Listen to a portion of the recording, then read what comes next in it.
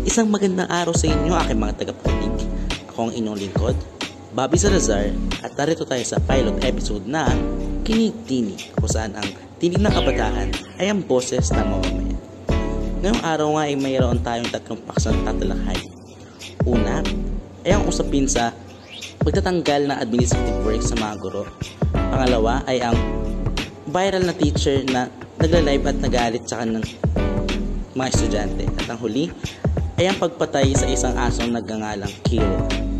Kaya simulan na nga natin ang podcast na ito. Una ay ang sa usapin ng pagtatanggal ng administrative work sa ating mga guro.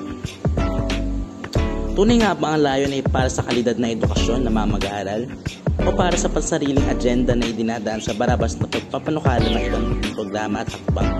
Sa masusing pagsusuri, kitang-kita ang pagmamadali. Lantarang pangangahas sa kaban ng bayan, kailan kaya mapagtutuunan ng pansin? Sa kalokohan na naman ng kagawaran, kailan nga ba tayo matututo?